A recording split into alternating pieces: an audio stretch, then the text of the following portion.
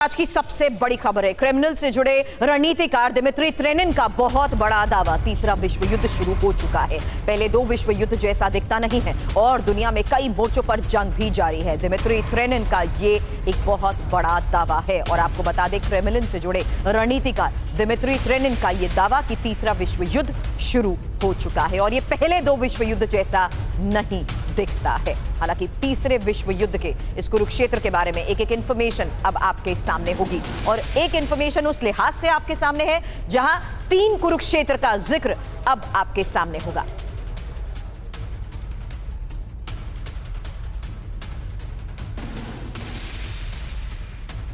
तो क्रेमलिन से जुड़े रणनीतिकार ये एक और बहुत बड़ा दावा कर रहे हैं। दिमित्री त्रेनिन का विश्व युद्ध पर यह दावा है। हालांकि एक्सपर्ट से आज के इस हालात में कई बड़े सवाल हम करते हैं कि क्योंकि अब विश्व युद्ध के तरीके बदल चुके हैं। ऐसे में ये एक और बहुत बड़ा दावा किया जा रहा है उस रणनीतिकार की तरफ से जो कह रहे हैं कि अब तीसरा विश्व युद्ध जारी है और ऐसे में 3 कुरुक्षेत्र, पहला जहां पूर्वी यूरोप यूक्रेन युद्ध केंद्र में और रूस बनाम नेटो समर्थित यूक्रेन, रूस वर्सेस पश्चिम के भी कई देश। हालांकि खबर यही है कि क्रेमलिन से जुड़े रणनीतिकार दिमित्री की तरफ से यह एक बहुत बड़ा दावा किया गया है जहां तीसरा विश्व युद्ध शुरू हो चुका है, यह बात उनकी तरफ से कही गई है। इसमें सबसे बड़ी बात यह है कि बस ये पहले दो विश्व युद्ध जैसा नहीं दिखता है, ये उन्होंने कहा है। और रूस बनाम नेटो समर्थित यूक्रेन, जहां पहले इस क्षेत्र की जो मैंने जिक्र किया उसमें यूरोप कैसे शामिल है, पूर्वी यूरोप कैसे शामिल है, यही इंफॉर्मेशन अब आपके सामने। रूस वर्सेस पश्चिम के कई देश, साथ ही यूक्रेन को मदद वो जिस तरीके से पहुंचा रहे हैं, यूक्रेन को हथियार सप्लाई किए जा रहे हैं, सेना को बाकायदा ट्रेनिंग मिल रही है, फंडिंग भी हो रही है। अब दूसरा वो क्षेत्र जिसमें जिक्र मध्य पूर्व का, क्योंकि गाजा, ईरान और इजराइल के हालात की जो लेटेस्ट एक तस्वीर हम आपको दिखाते हैं उसमें सबसे बड़ा फ्रंट है इजराइल वर्सेस हमास, हिजबुल्ला और ईरान। और इजराइल के साथ कौन कौन है? जहां इजराइल के साथ अमेरिका है, ईरान के साथ रूस और चीन भी है। इजराइल को किस तरीके से मदद मिल रही है? खतरनाक अमेरिकी हथियारों की सप्लाई उसे की जा रही है।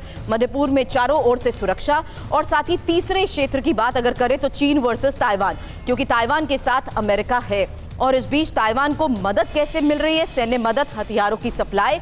और बड़ी बात यही है कि ये अभी शीत युद्ध की तरह है, किसी भी वक्त युद्ध महायुद्ध में भी तब्दील हो सकता है। हालांकि दुनिया में विश्व युद्ध को देखते हुए ही कौन किसके पक्ष में है ये समझना भी जरूरी है, क्योंकि तीसरा विश्व युद्ध जारी है। ऐसे में अमेरिका स्ट्रैटेजिकल पार्टनर होते हुए जिस तरीके से हथियारों की सप्लाई कर रहा है, 3 इन क्षेत्र की हमने बात की, लेकिन दुनिया में विश्व युद्ध को देखते हुए कौन किसके पक्ष में है इस बारे में एक इंफॉर्मेशन आपके सामने, क्योंकि ऐसे में सबसे पहला पक्ष पश्चिमी गठबंधन को देखते हुए आपके सामने रख रहे हैं, जहां अमेरिका, ब्रिटेन, जर्मनी, फ्रांस और पोलैंड है। हालांकि जापान, दक्षिण कोरिया और ऑस्ट्रेलिया भी इसमें शामिल है। जबकि दूसरा पक्ष यूरेशियन गठबंधन, जो कि जिसमें रूस, चीन, ईरान, उत्तर कोरिया, ब्रिक्स देशों का समर्थन। इसमें एक और बड़ी बात महायुद्ध के मायनों को देखते हुए, क्योंकि दिमित्री त्रेनिन ने क्या कहा है, ये युद्ध पारंपरिक युद्ध जैसे नहीं है, लेकिन इसका प्रभाव वैश्विक है और हॉट जोन में गोलीबारी के साथ साथ टैंक्स का भी इस्तेमाल किया जा रहा है, लेकिन कई हिस्सों में आर्थिक और साइबर और कूटनीतिक के साथ साथ सूचना का भी युद्ध, इंफॉर्मेशन वॉरफेयर की यहां पर बात कही जा रही है। हालांकि ग्लोबल पावर का संतुलन बदलने की भी कोशिश हो रही है और संयुक्त राष्ट्र जैसी संस्थाएं अप्रभावी हो चुकी हैं। यह युद्ध लंबा चलेगा और नए विश्व व्यवस्था की नींव भी रखेगा। इसी लास्ट स्टेटमेंट के साथ मनीष, एक सवाल आपसे कर रही हूं, क्या मतलब निकाला जाए इस बात का, यह युद्ध लंबा चलेगा और नए विश्व व्यवस्था की नींव रखेगा? बिल्कुल, देखिए, ये न्यू वर्ल्ड ऑर्डर के बनाने की कवायद है जो कि आज की तारीख में चल रही है। और क्रेमलिन से जुड़े रणनीतिकार की तरफ से अगर माने तो आज की ग्लोबल तस्वीर है जो कुछ दुनिया में चल रहा है।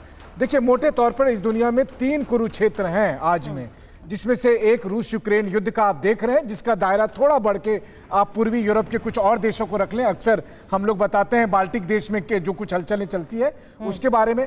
दूसरा, मध्य पूर्व में हमने देखा कि पिछले दिनों कैसे 12 दिन तक ईरान और इजराइल के बीच जंग हुई, या फिर इजराइल आसपास के अपने पड़ोसी देशों के साथ जो लड़ाई लड़ रहा है और उसमें कैसे अमेरिका और पश्चिमी देश इन्वॉल्व है। और जो तीसरा कुरुक्षेत्र कभी भी हो सकता है, जिसके लिए तमाम तैयारियां चल रही है, वो ताइवान का है, क्योंकि वहां पर भी फिर अमेरिका और पश्चिमी देश होंगे और वहां पर दूसरे साइड से चीन होगा। तो कुल मिलाकर यह है कि ये तीसरा विश्व युद्ध चल रहा है जो बाकी दोनों विश्व युद्ध से अलग है।